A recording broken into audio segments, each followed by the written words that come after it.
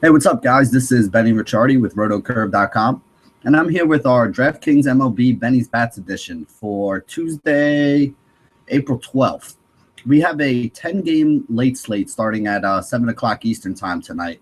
And what we like to do here in the Benny's Bats section is we're going to go through each pitcher that's on the mound today, try to figure out what their weakness is, and then figure out which bats on the other side profile to do the best against them. So let's start right from the top. The first game we're going to look at here is Cleveland and Tampa Bay. Corey Kluber's on the mound for the Indians here. He's one of the better pitchers in baseball, was a top 5 to 10 pick in, basically everybody's season-long fantasy drafts this year. Right-handed bats do not hit well against him at all. Left-handed bats is probably the best way to go about it, although he was pretty solid against them too. Left-handed bats did have a .260 batting average against them last year, with a whip of about 1.27. So I guess if you're going to look at anybody to go up against Kluber today, it would probably be some of those left-handed bats. There's not a lot of them on Tampa Bay that I really like. The one guy who does stick out a little bit is Corey Dickerson. Now, he has sick numbers, 398 WOBA last year, 280 ISO score. But you have to take that with a little bit of a grain of salt, because last year he was on the Colorado Rockies, was playing his home games in Coors Field. So everybody's numbers look a little bit better in Coors Field. So I don't want to get too crazy with Dickerson's numbers, but he is the one guy that does stand out for me right now.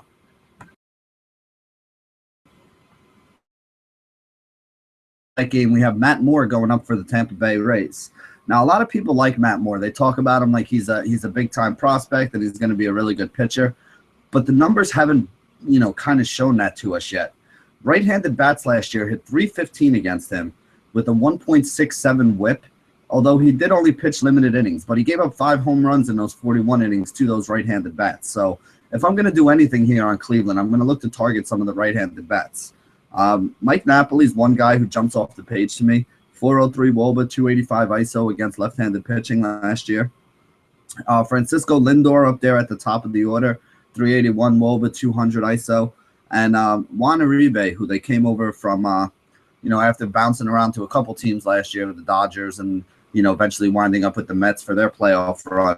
379 WOBA, 272 ISO against left-handed pitching. So I think all three of those guys are in play. You can also take a look at maybe like a Carlos Santana or a Jose Ramirez if they're up there towards the top of the order. Again, Moore hasn't really shown that he's been a stud, but he does have the talent. I don't want to make it seem like this is a guy we should be targeting against heavily today. His numbers haven't been all that great in the past, but he is a big prospect. He is somebody that, is expected to take a step forward. So maybe his pitching numbers get a little bit better. Just keep that in mind tonight when you're making your rosters. Next game we can talk about, we got the Marlins going up against the Mets. Jose Hernandez pitching for the Marlins. Right-handed bats just cannot hit him. So if you're looking at the Mets today, you don't want to use any of these right-handed bats. He is absolutely lights out the right-handed bats. Left-handed bats still aren't good against him, but if you're going to attack him at all, left-handed bats are definitely the way that you have to go about it. So I guess guys like Duda or Granderson, Neil Walker, Conforto, those would kind of be the guys that you'd look at. But again, Fernandez is a very good pitcher. They're playing in Citi Field, which is one of the best pitchers parks out there. This is really not the softest spot by any stretch of the imagination. So I wouldn't be looking to roll too many Mets into my lineups if I did any of them tonight. Noah Syndergaard is pitching on the other side. Left-handed bats were slightly better against him with the 235 batting average. But again, another dominant pitcher going up in a really good pitcher's park. Not really a great idea to look to roll a whole bunch of Marlins out there. If you did, I'd probably be going with the left-handed guys. So maybe like a D. Gordon would make a little bit of sense. A guy like Christian Yelich, so you get their first and third batter. You'll probably have a guy like Justin Bour batting fifth today. So those are the left-handed bats that I would use if I'm using anybody. But again, we got a 10-game slate. Fernandez and Syndergaard, two of the best pitchers on this slate. You don't really have to go and attack them if you don't really want to, and that's probably the way I'm going to handle it tonight. Next game we can talk about KC at Houston. That Houston offense looked really good yesterday. They put up some big numbers. They get Kris Medlen today. Now, I don't know how many of you remember. I'm going to go back to, I think it's about 2013 right now. Medlen was really good. He was like an up-and-coming stud young pitcher for the Atlanta Braves. And then I'm pretty sure it was Tommy John that he had. So he had to get Tommy John, kept him out for an entire year, came back last year for a little bit, kind of worked his way back up, made it to the majors with Kansas City again at the end of the season. and he was okay. So really, I mean, I can give you guys some of the past numbers with him, but it's not going to be anything that, it's not going to be anything that's really predictive, because last year he didn't pitch a whole lot of innings since he came back up. The year before that, he didn't even pitch. So we'd be going all the way back to 2012, 2013, pre-Tommy John surgery, Kris Medlen, and I don't really know if those numbers are going to show us what we want them to show us. The one thing I will say is, left-handed bats in his career have always been the way to go about him. So, you got a guy like Rasmus who hit another home run out of the 4-hole yesterday. We talked about him, being one of the few guys who does profile well against Chris Young yesterday. I think he also profiles well against Kris Medlen today. So I think he's somebody in play, especially if he keeps batting in that 4-hole. You can look at some of the other lefties too. I mean, Valbuena, Tucker both had 350 WOBAs, 230 ISO scores last year. A little bit of power for both of those guys. They're playing in Houston, good hitters ballpark. And then Carlos Correa, the right-handed bat. This guy's just been on fire. 360 WOBA, 209 ISO, even in righty-on-righty matchups, which isn't his preferred split. He is that good. He is one of the best young players we have in baseball, period. So, I think all four of those guys are guys you can look at. Now, on the other side of this game, we have Mikey Fiers. He got rocked in his first start of 2016, and he does that sometimes. Sometimes he'll go out there and he'll just throw up an absolute horrible stinker of a kind of game. But then what he did a lot of times, his numbers in the last 2 years, if you go and look at his numbers for 2014 and 2015, they're pretty impressive. So after he does get rocked, he tends to come back and throw like a 7-inning, 3 or 4 hit, 1 run, 6-7 strikeout kind of game. He does have that kind of upside. Left-handed bats are the better way to go against them, but neither lefties nor righties are really all that great against them. This Kansas City team, they're going to make them work. They're not going to strike out a lot. So I don't really like Fiers as a guy to use, but I also like him enough that I don't think I'm going to be using a lot of Kansas City bats here. The left-handed bats would be the way to go. So, maybe guys like Moustakas, guys like Hosmer, guys like Kenji Morales, basically the guys that we always talk about when they're going up against the right-handed pitching. These are the guys that I would kind of give, a look to. But again, if you look at Fiers' numbers, they're pretty good. So he's another pitcher that I'm not really actively trying to target against for today. The next game, we're going to actively target everybody. San Francisco at Colorado. You got Tyler Chatwood on the mound for the Rockies. Limited innings pitched, but not good results. Chatwood's a right-handed pitcher. Gives it up to lefties, also gives it up to righties. So, basically everybody on the San Francisco lineup's in play. You got a guy like Span, who had a 381 WOBA against righties last year. Panic, 369. Belt, 362, 198. You can even go down to a guy like Brandon Crawford, shortstop, who's got a little bit of pop from the left side. But even the right-handed bats, I think, are in play. You got Posey, who had a 362 WOBA righty-on-righty matchups last year. You got Pence, who had a 370 WOBA and a 216 ISO, which doesn't seem really high. But remember, there's not a lot of home runs that get hit out of their home park in San Francisco. His 216 ISO, I think, was one of the highest on the team against right-handed pitching last year.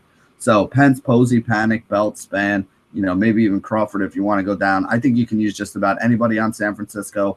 Like I said, the game is in Coors Field. They're the visiting team in Coors Field, full 9 innings of at-bats. I think San Francisco is going to put up some runs. If you're playing in cash games, you definitely want to make sure you have at least a little bit of exposure to this one. On the other side, we have Jeff Samardzija. And I don't really know what to think. I've seen this guy pitch well, and I've seen him pitch really bad. If this game was at San Francisco, I would probably say let's kind of shy away from him a little. But in Colorado, last year, left-handed bats hit 277 against him with the 137 whip. Right-handed bats hit 268 with a 122 whip. Those are not good numbers. Those are numbers of a guy that we target against, not a guy that we, shy away from. So at Coors, I think I'm willing to use Cargo, 415 WOBA, 332 ISO last year against right-handed pitching. He's a great play, one of my top outfield options today. Excuse me. Nolan Arenado, 388 WOBA, 318 ISO, righty-on-righty matchups last year. I think he's an absolute stud play again today. You can look at a guy like Trevor Story, 333 batting average so far to start this year. 7 home runs already, and on-base plus slugging of 1.46. Those are just absolutely ridiculous, eye-popping numbers. So, I don't know if he's going to be able to keep it up all year long, but really I don't care. As long as he's doing it right now and as long as he's this hot and he's paying off his salary, roll him out there. There's really no reason not to do it. The guy's been that good this year. Made you forget about Tulo, made you forget about the fact that they don't have Jose Reyes this year.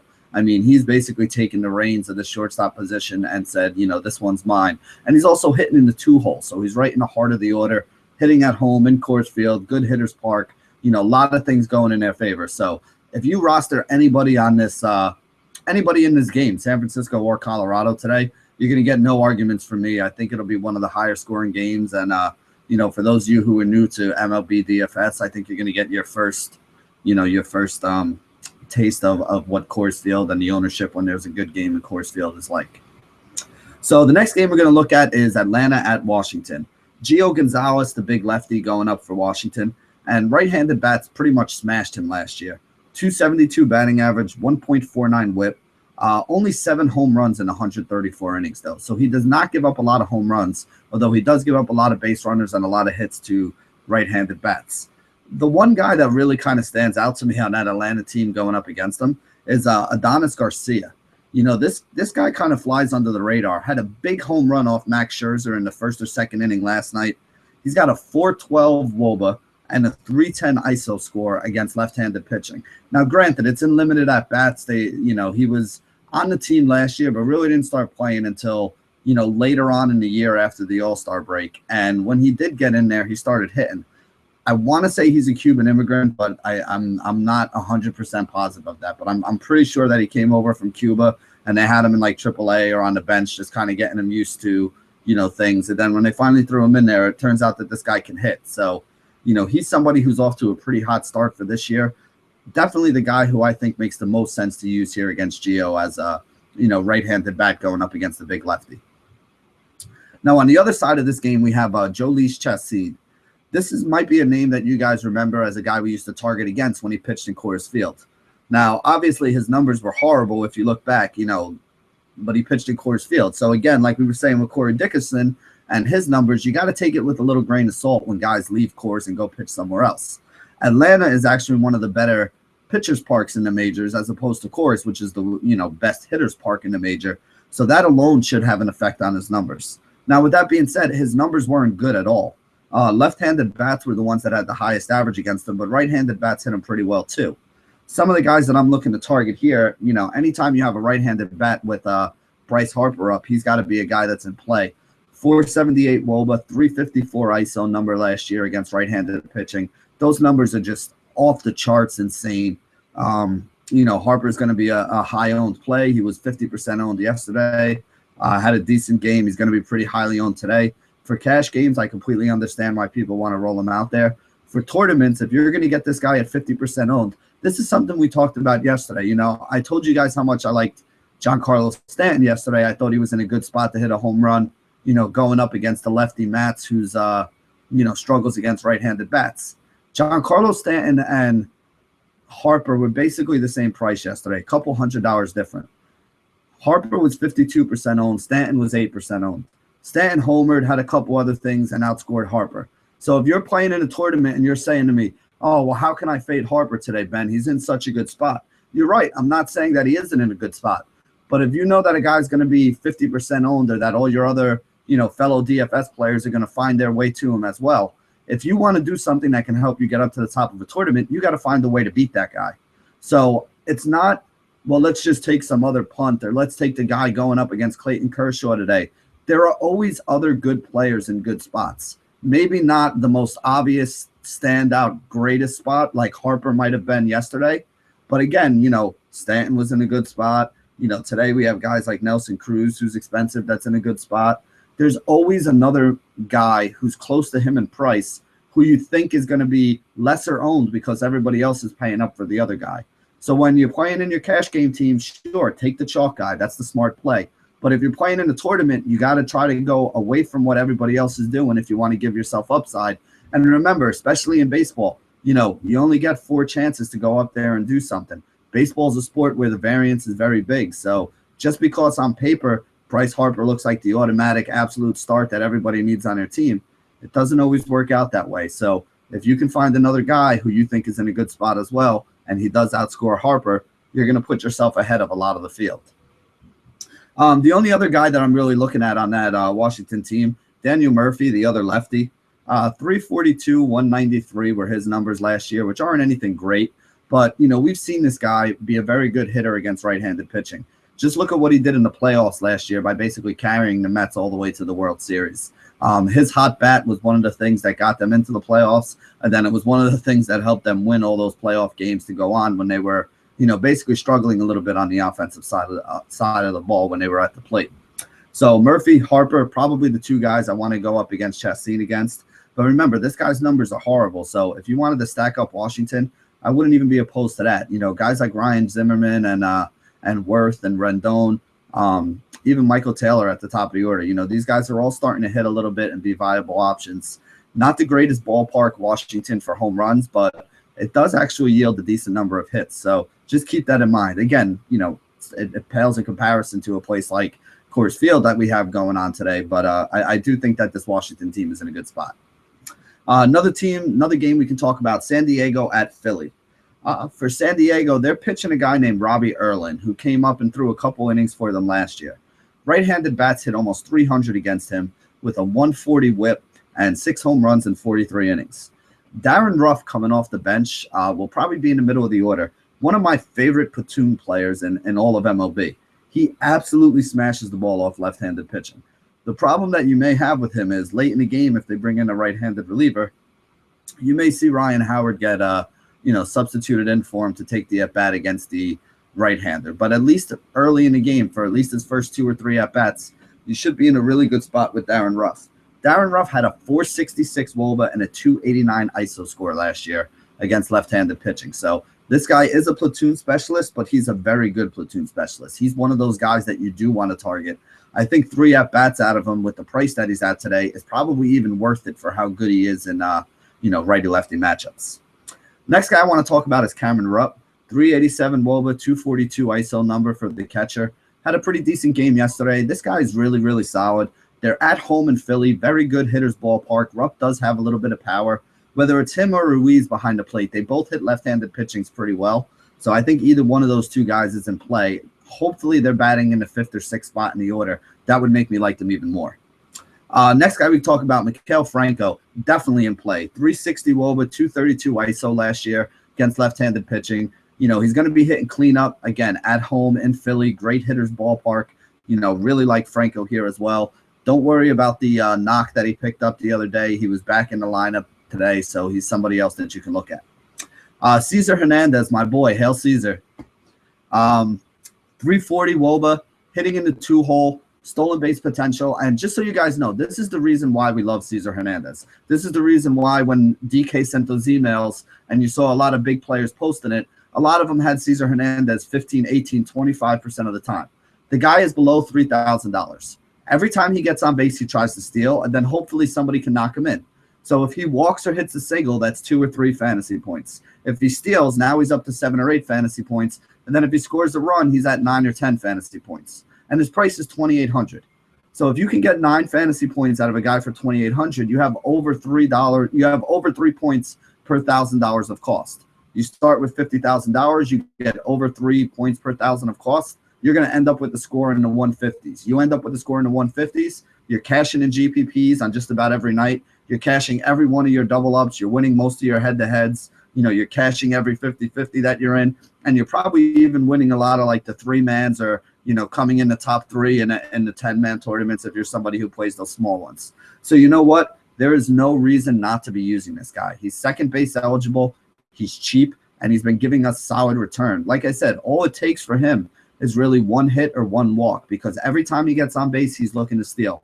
And if he walks or hits and steals and scores a run, he's got value for you in 1 at-bat. If he does it more than once in a game, he's giving you huge upside. Even if he just gets on 1 or 2 times, again, at $2,800, you don't need a lot out of the guy to make it there. So, yes, I do have an irrational love for Cesar Hernandez. He's somebody that I played an absolute ton last year, somebody that I played a lot already this year. But you know what? As long as he keeps paying off, he's going to be somebody that I keep talking about and rolling out there. So get used to it. He's a good guy to know. On the other side of this game for Philly, we got Charlie Morton pitching. Former Pittsburgh Pirate, definitely a worse ballpark for him. Left-handed bats hit 301 against him with a 168 whip and 8 homers in 62 innings. Right-handed bats 239 against him with a 110 whip. So we really want to kind of look at the lefties here. And that's the problem that I have. You look at the San Diego team, What lefty do you want to play? Somebody tell me, what lefty are we playing here? Is it John Jay? I think Spangenberg is a switch hitter. Is he somebody we really want in our lineup? The big bats on this team are Matt Kemp and Will Myers. Maybe even like a Derek Norris with with his splits advantage that he has. But all those guys are right-handed, so they don't really profile to do very well against Morton. So while I don't think Charlie Morton's a stud, and I don't think he's going to go out there and completely shut down the San Diego team, I do think he's going to have a little bit of an easier time than people are expecting. And despite the fact that he's not a good pitcher and somebody that I think everybody would be, oh, we should target against Morton today, I don't really think that the San Diego team profiles as a team that's going to do very well against them. I don't trust him enough that I would roll him out there in cash games, maybe in a GPP if I really needed a salary saver. But I also don't think there's a lot of these bats on San Diego that I want to target. You want left-handed bats going up against Morton, and like I said, nobody here is really really lighting me on fire that I got to put them in my lineup today. Next game we're going to talk about, the Yankees at Toronto. And this is something that I was saying before. Like, some of these games you guys might be like, damn, Benny's not giving us a lot of hitters to really choose from here today. We have a game in Coors. We have a game in Toronto. Toronto's basically like the Coors Field of the American League. These are the places that you want to target. When you have good home run hitters, ballparks, and somewhat suspect pitching that's going up in some of these places, yeah, I know they're going to be highly owned, but there's a reason why these places are going to be highly owned, because this is where a lot of the scoring is going to come from. For Toronto, Tanaka is pitching for the Yankees, and he's pretty good. 220 batting average to either side of the plate. His whip was right around 1 last year, so those are really solid numbers. The problem is he also gave up 25 home runs in about 150 innings. He's playing Toronto, who is one of the top home run teams we had in the league last year. He's playing them in Toronto, which is one of the top home run hitters ballparks. I'm a little nervous about Tanaka today. I think there's a chance he could get knocked around. Yes, Toronto does do better against left-handed pitching, but it's not like they were bad against right-handed pitching last year. You look down that lineup: Encarnacion, Joey Batista, Josh Donaldson, Troy Tulowitzki. All those guys had really good numbers, even in righty-on-righty situations. Woba's over 360. ISO scores in the 230s, 250s, 280s. This is still a team that mashed right-handed pitching last year. So even though we'd rather use all these guys when they go up against a lefty, they're just as good when they go up against a righty. So I think that makes a lot of sense as well. On the other side of this game, we got Aaron Sanchez. Left-handed bats are hitting 282 against Sanchez with a 1.71 whip. They had 9 home runs and 45 innings pitched last year, so basically a home run every 5 innings. Looking at some of the guys in the Yankees that I think we can target here, Ellsbury and Gardner on the top of the order, 2 guys that I think make a little bit of sense. They're a tad expensive, don't have the upside for the home runs that I really like, but Toronto is an easy park to hit home runs in, so maybe that helps them out. You also have Carlos Beltran, 358 WOBA, 196 ISO. I think he makes a little bit of sense to look at as well. The top option that I'm going to be looking at on the Yankees is actually Mark Teixeira.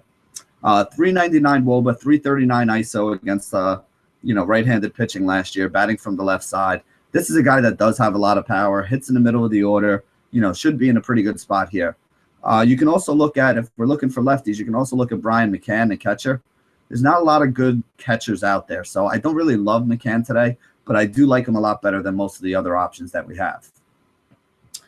Next game we're going to talk about, stay in the same division. We got the Baltimore Orioles going up and visiting the Boston Red Sox up at Fenway. Clay Buchholz is pitching for the Red Sox, and he's a guy who's kind of had a reverse splits thing going on lately. Last year, righty on righty, gave up a 284 average with a 143 WOBA. So there's a couple guys you can look at here. That kind of screams Manny Machado to me.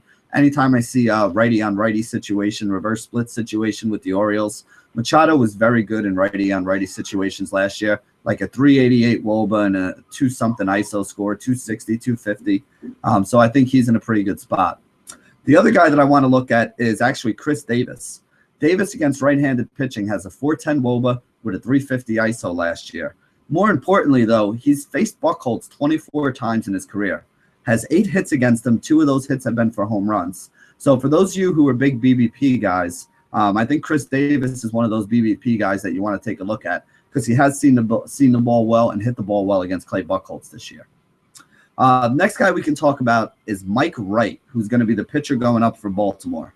Left-handed bats hit 322 with a 173 whip and 4 home runs in 21 innings against him last year.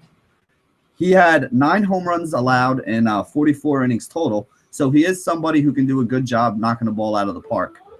David Ortiz had a 413 WOBA and a 320 ISO score against right-handed pitching last year. So David Ortiz is definitely the guy who should be up there at the top of the list.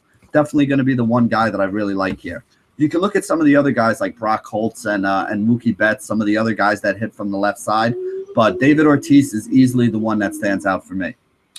The Los Angeles Angels of Anaheim going up against the Oakland Athletics. You got Hector Santiago pitching for the Angels, and I actually like this kid.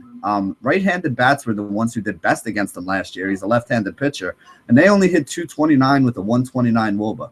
He did give up 26 home runs in 135 innings pitched, though. So about 1 home run every 5 innings pitched. So he does get tagged every once in a while for a couple long balls, but he doesn't let a lot of a lot of guys get hits off him. He doesn't let a lot of guys make good contact. When they do make contact, though, it does tend to go for a home run, as we saw. Jed Lowry is actually the guy that makes the most sense. 388 WOBA, 267 ISO. We also have Danny Valencia, 357 WOBA, 160 ISO against lefties. And Marcus Semien, 377 WOBA, 178 ISO against lefties. Oakland, not a very good hitter's ballpark, so I don't really want to go out of my way to target a lot of bats here, especially against a guy like Santiago, who I kind of like a little and think is a little bit underrated. On the other side of that game, we have Kendall Graveman going, and he gave up about a 275 batting average to both sides of the plate last year. A little bit of a reverse splits as far as the power numbers. Right-handed bats against the right-handed pitcher, they hit 11 home runs off him in 60 innings pitched. Mike Trout's the one guy that really stands out with a 408 WOBA and a 292 ISO score, so he's definitely somebody I want to have some exposure to.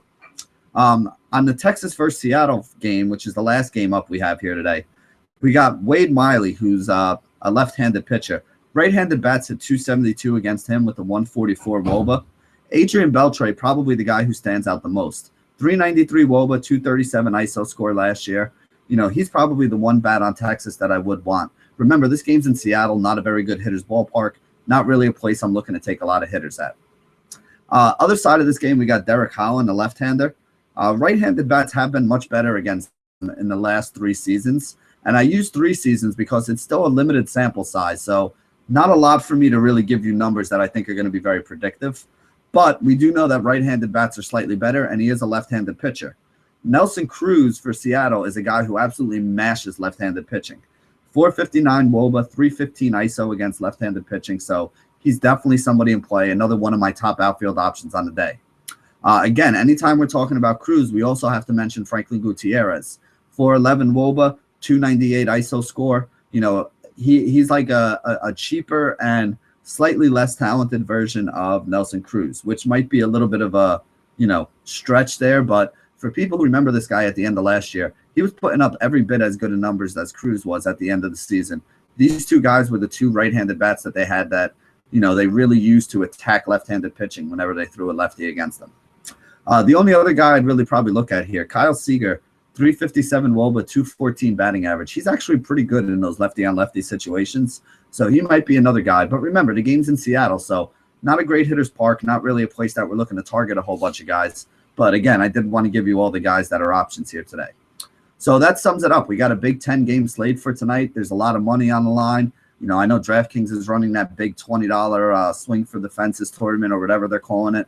I think it's $1 million prize pool altogether, so not bad for a Tuesday night, 2 weeks into the season here.